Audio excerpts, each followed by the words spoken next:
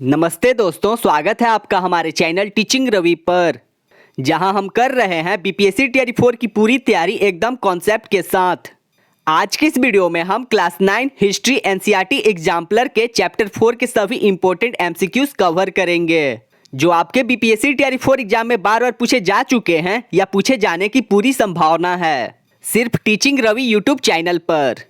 तो वीडियो को पूरा देखिए, लाइक करिए और अपने दोस्तों के साथ जरूर शेयर करिए और चैनल को सब्सक्राइब करना ना भूलें। तो चलिए शुरू करते हैं लेसन 4 के सभी जरूरी सवाल एक एक करके। अध्याय 4, वन्य समाज और उपनिवेशवाद। फर्स्ट क्वेश्चन है कि चॉकलेट में इस्तेमाल होने वाला तेल किस पौधे के बीजों से निकलता है? तो इसका आंसर हो जाएगा साल। तो याद रखिएगा कि चॉकलेट में इस्तेमाल होने वाला तेल साल पौधे के बीजों से निकलता है। सेकेंड क्वेश्चन है, वीडियो ज़्यादा लंबा ना हो इसलिए इसके प्रश्न और इसके उत्तर ही करेंगे। क्वेश्चन नंबर 2 है कि वनों के लुप्त होने को सामान्यतः क्या कहते हैं? तो फर्स्ट ऑप्शन है वनोन्मूलन, सेकेंड वन विनाश, थर्ड वन ह्रास और फोर्थ ऑप्शन है कि इनमें से कोई नहीं। तो इसका आंसर हो जाएगा कि वनों के लुप्त होने को सामान्यतः वन विनाश कहते हैं। क्वेश्चन नंबर 3 है कि सन 1600 ईस्वी में हिंदुस्तान के कुल भूभाग के लगभग कितने हिस्सों पर खेती होती थी? तो इसका आंसर हो जाएगा 1/6। तो याद रखिएगा कि सन 1600 ईस्वी में हिंदुस्तान के कुल भूभाग के लगभग 1/6 हिस्सों पर खेती होती थी। क्वेश्चन नंबर 4 है कि आज भारत के लगभग कितने भागों में कृषि होती है? तो फर्स्ट ऑप्शन है 1/2, सेकेंड 1/4, थर्ड 1/6 और फोर्थ ऑप्शन है 1/8। तो इसका आंसर हो जाएगा आज भारत के लगभग 1/2 भागों में कृषि होती है। क्वेश्चन नंबर 5 है जो काफ़ी इंपॉर्टेंट है, इसे वीवीआई के तौर पर आप इसे मार्क कर सकते हैं।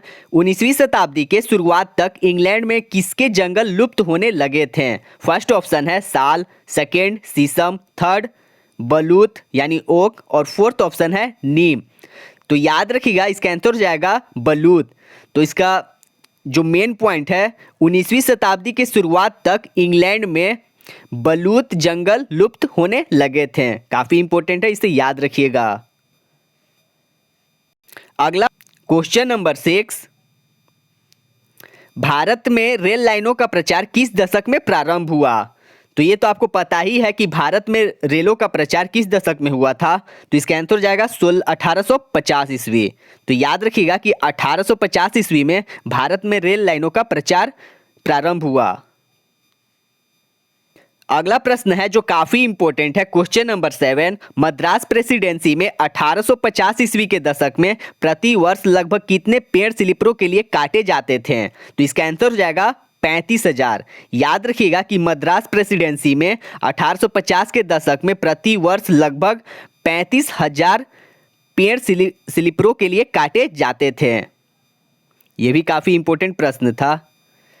क्वेश्चन नंबर 8 है कि 1 मील लंबी रेल की पटरी बनाने के लिए कितने स्लीपरों की आवश्यकता पड़ती थी? तो इसका आंसर हो जाएगा 1760 से 2000 तक।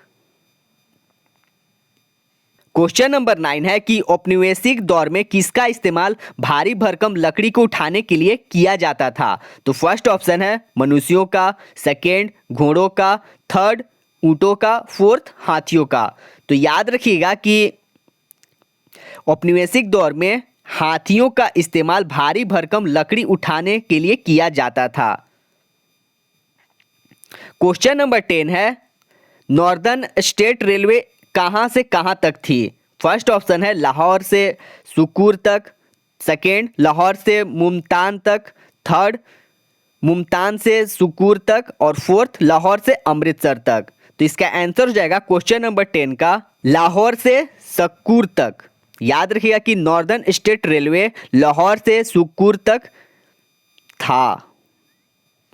क्वेश्चन नंबर 11 है जो काफी इंपॉर्टेंट है, आप इसे वीवीआई के तौर पर आप इसे मार्क कर सकते हैं। मुल्तान से सुकूर के बीच कौन सी रेलवे लाइन का निर्माण हुआ था?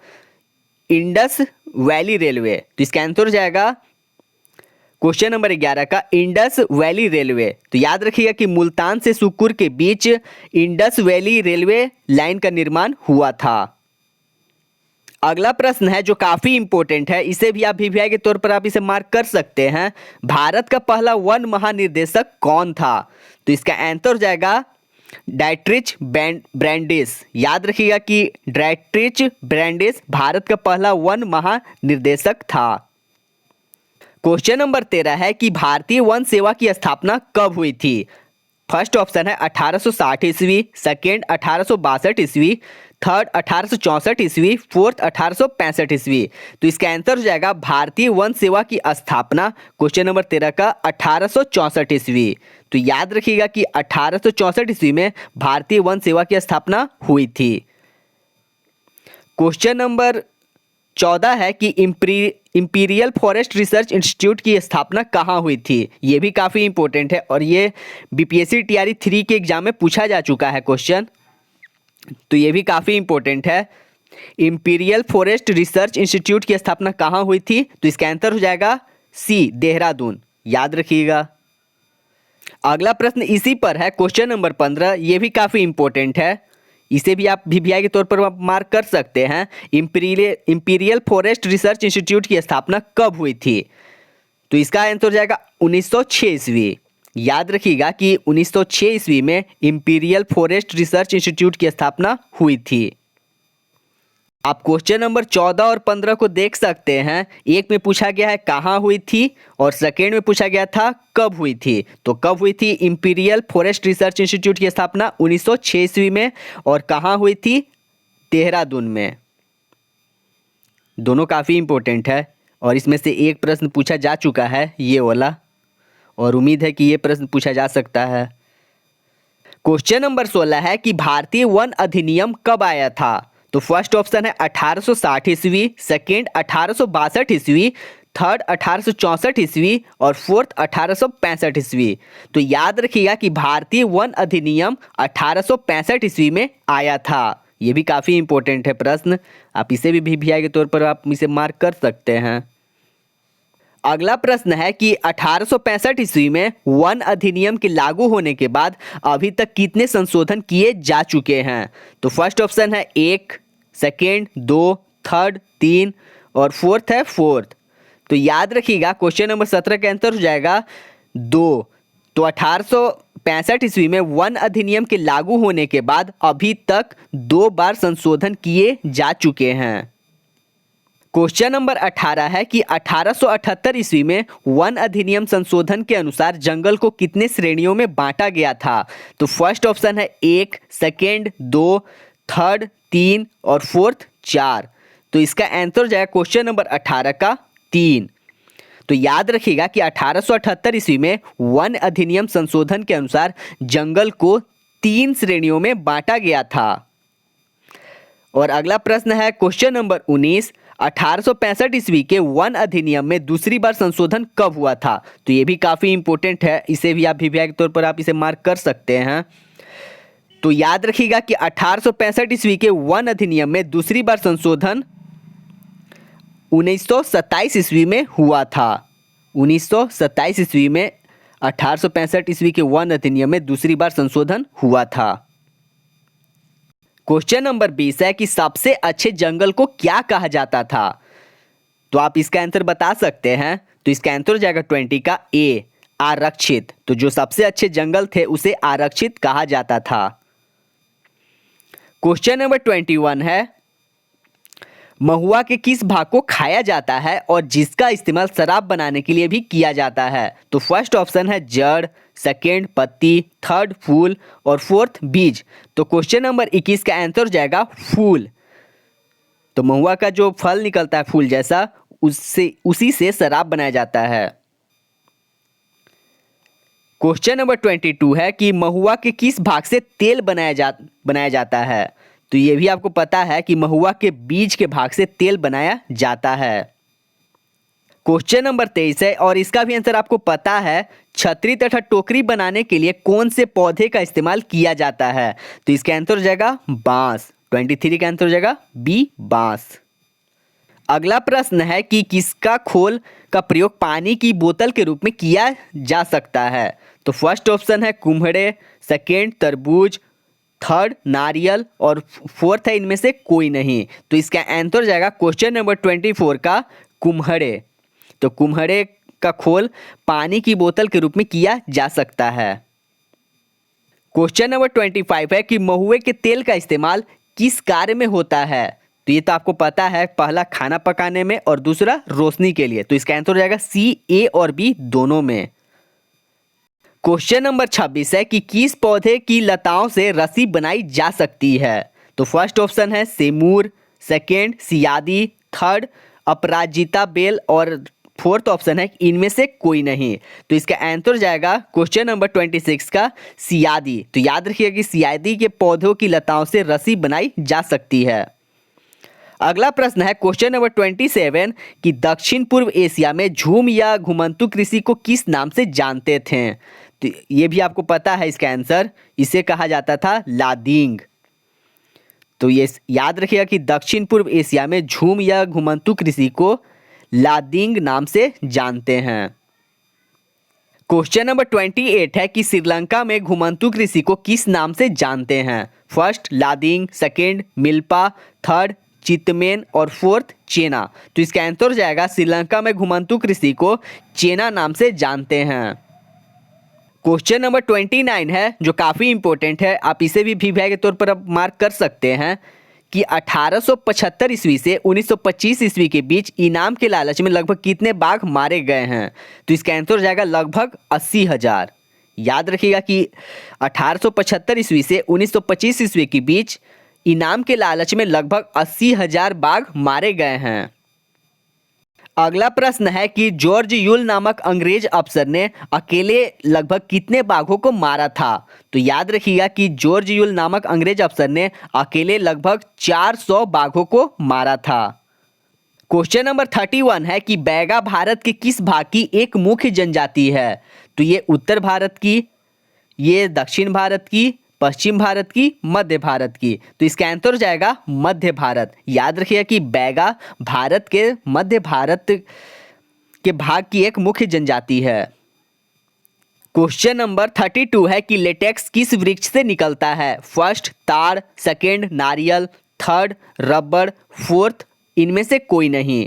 तो इसका आंसर हो जाएगा क्वेश्चन नंबर 32 का रबड़। तो याद रखिएगा कि लेटेक्स रबड़ वृक्ष से निकलता है। अगला प्रश्न है कि मध्यकाल में कौन सा आदिवासी समुदाय व्यापार करता था।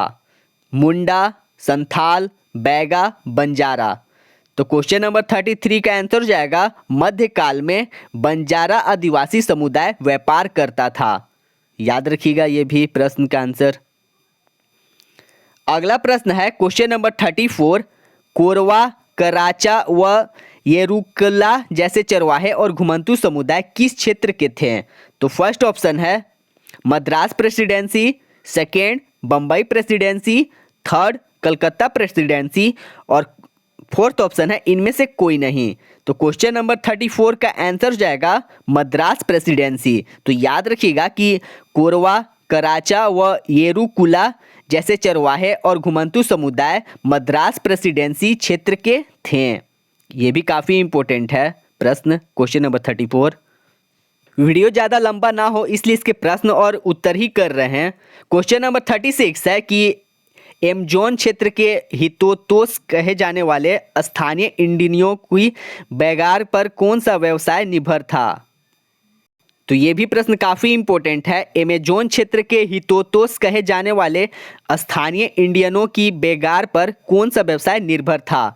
तो ये निर्भर था रबड़ की निकासी। याद रखिएगा काफ़ी इंपॉर्टेंट है रबड़ की निकासी। तो याद रखिएगा कि एमेजोन क्षेत्र के हितोतोस कहे जाने वाले स्थानीय इंडियनों की बेगार पर रबड़ की निकासी व्यवसाय निर्भर था। क्वेश्चन नंबर 37 है कि अल्लूरी सीताराम राजू किस क्षेत्र में विद्रोह किए थे। फर्स्ट ऑप्शन है छोटा नागपुर, सेकेंड संस्थाल परगना, थर्ड आंध्र प्रदेश और फोर्थ मध्य भारत।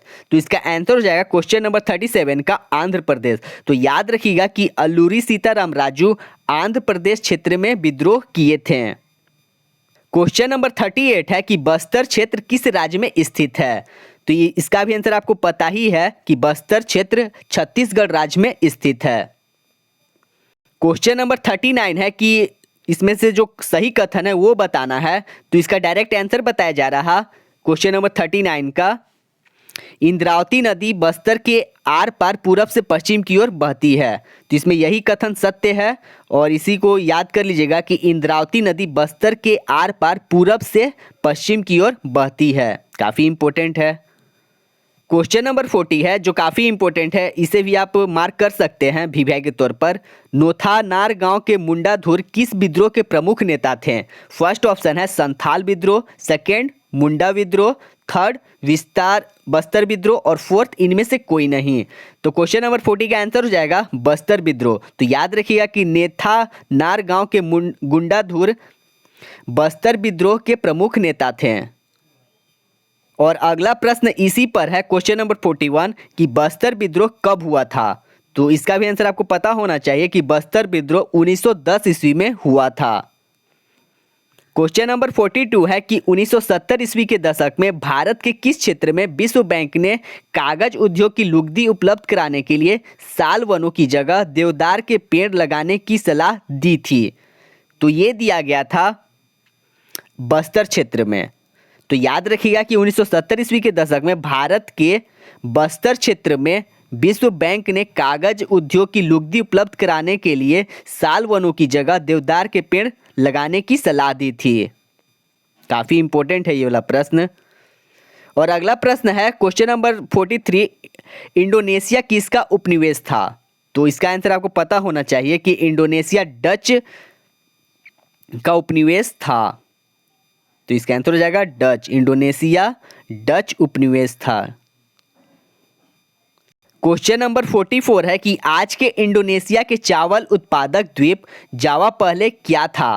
तो फर्स्ट मरुस्थल, सेकेंड वांछादित और थर्ड जलमग्न और फोर्थ मरुधान। तो क्वेश्चन नंबर 44 का आंसर हो जाएगा वनाच्छादित। याद रखिएगा कि आज के इंडोनेशिया के चावल उत्पादक द्वीप जावा पहले वनाच्छादित था। क्वेश्चन नंबर 45 है कि जावा में कलांग समुदाय कौन थे? तो फर्स्ट घुमंतू किसान, सेकेंड कुशल लकड़हारे, थर्ड घुमंतू किसान और कुशल लकड़हारे और फोर्थ व्यापारी। तो क्वेश्चन नंबर 45 का आंसर हो जाएगा ए और बी दोनों। तो याद रखिएगा कि जावा में कलांग समुदाय घुमंतू किसान भी थे और कुशल लकड़हारे भी थे।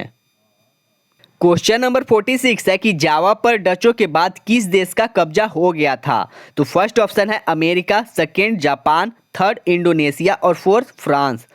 तो इसका आंसर हो जाएगा जापान। तो याद रखिएगा कि जावा पर डचों के बाद जापान देश का कब्जा हो गया था। और अगला प्रश्न है क्वेश्चन नंबर 47 कि जावा में भस्म कर जागो नीति किसने अपनाया था? तो फर्स्ट ऑप्शन है America, second Japan, third England और फोर्थ डच। तो क्वेश्चन नंबर 47 का आंसर हो जाएगा डच। तो याद रखिए कि जावा में भस्म कर भागो नीति डचों ने अपनाया था। भस्म कर भागो नीति डचों ने अपनाया था। यह भी काफी इंपॉर्टेंट है प्रश्न। क्वेश्चन नंबर 48 है कि हिंदुस्तान में अंग्रेजों के लिए रेल लाइनें क्यों अनिवार्य थी? फर्स्ट ऑप्शन है राजस्व वसूलने के लिए, सेकेंड औपनिवेशिक आवागमन और व्यापार में सहायक के लिए, सेना के आवागमन में सहायक थी। तो इसका आंसर हो जाएगा क्वेश्चन नंबर 48 का डी, बी और सी दोनों। तो बी ऑप्शन है कि औपनिवेशिक आवागमन और व्यापार में सहायक थी और थर्ड ऑप्शन है सी, सेना के आवागमन में सहायक थी। तो इसका आंसर हो जाएगा डी। प्रश्न है कि घर बनाने या ईंधन के लिए लोग लकड़ियां कहां से ले जा सकते थे? तो फर्स्ट आरक्षित वनों से, सुरक्षित वनों से, ग्रामीण वनों से, बी और सी दोनों से।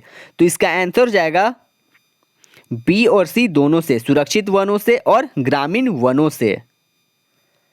क्वेश्चन नंबर 50 है कि विदेशों में निम्न और कौन सा नाम झूम कृषि के लिए इस्तेमाल नहीं होता? फर्स्ट लादिंग, सेकेंड मिल्पा, थर्ड थारू और फोर्थ चेना। तो इसका आंसर हो जाएगा कि विदेशों में क्वेश्चन नंबर 50 का थारू नाम झूम कृषि के लिए इस्तेमाल नहीं होता था। याद रखिएगा कि जो थारू नाम है झूम कृषि के लिए इस्तेमाल नहीं होता था विदेशों में। क्वेश्चन नंबर 51 है कि भारत में कौन अंग्रेज अफसर बाघ के शिकार के लिए प्रसिद्ध था?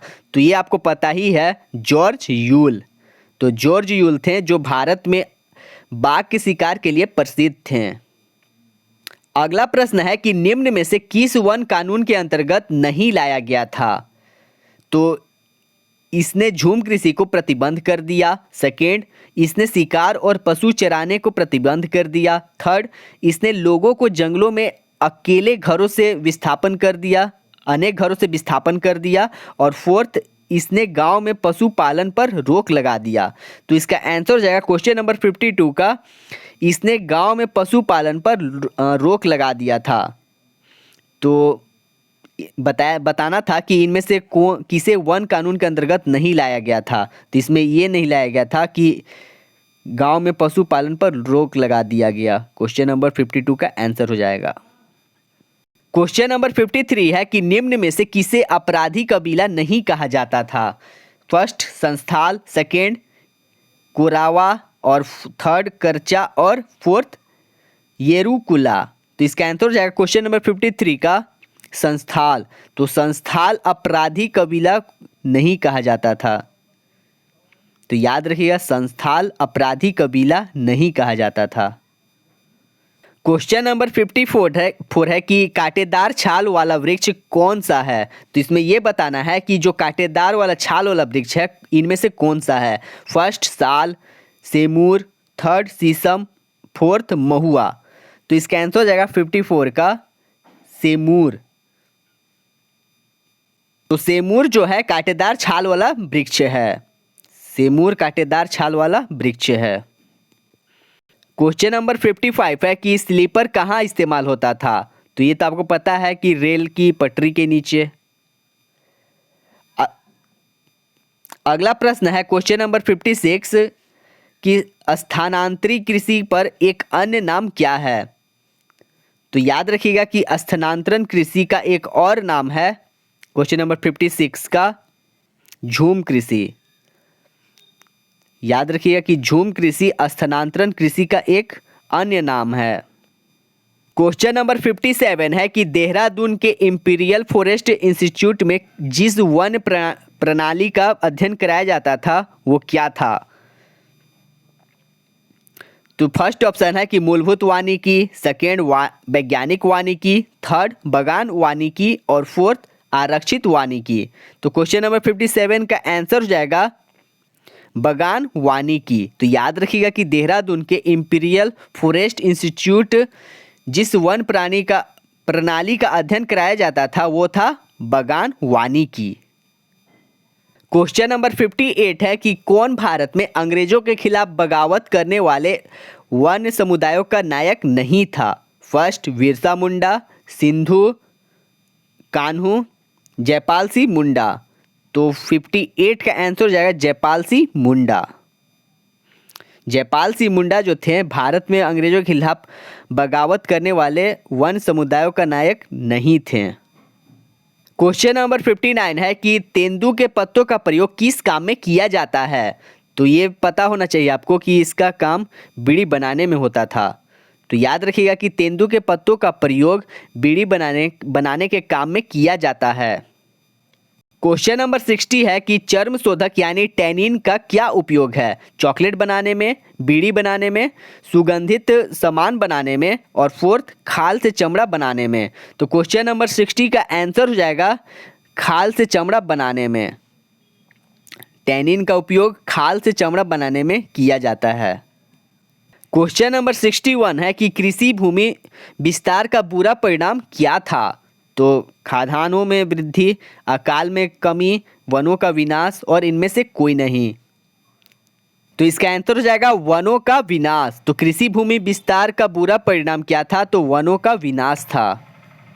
क्वेश्चन नंबर 62 है कि 19वीं शताब्दी में इंग्लैंड में जलयान निर्माण की समस्या उत्पन्न होने का क्या कारण था? तो कारीगरों की कमी, नियम में बदलाव, वनों की कमी और इनमें से कोई नहीं। तो इसका आंसर हो जाएगा क्वेश्चन नंबर 62 का वनों की कमी। तो याद रखिएगा कि 19वीं शताब्दी में इंग्लैंड में जलयान निर्माण की समस्या उत्पन्न होने का कारण था वनों की कमी। और अगला प्रश्न है कि घुमंतू खेती एक खेत पर कितने वर्षों तक की जाती थी? तो इसका आंसर हो जाएगा 2 वर्षों तक। तो याद रखिएगा कि घुमंतू खेती एक खेत पर 2 वर्षों तक की जाती थी। क्वेश्चन नंबर 64 है कि चाय, कॉफी और रबर के बागानों का निर्माण अधिकतर कैसे हुआ था? तो घरों को उजाड़कर, वनों को काटकर, थर्ड धान के खेतों को रूपांतरित कर, और इनमें से कोई नहीं। तो इसका आंसर हो जाएगा क्वेश्चन नंबर 64 का वनों को काटकर। तो चाय, कॉफी और रबर के बागानों का निर्माण वनों को काटकर हुआ था। अगला प्रश्न है क्वेश्चन नंबर 65 कि बेहतरीन बाड़े बनाने के लिए किस पौधे का इस्तेमाल किया जाता था? तो फर्स्ट ऑप्शन है साल, सखुआ, बांस, सियादी।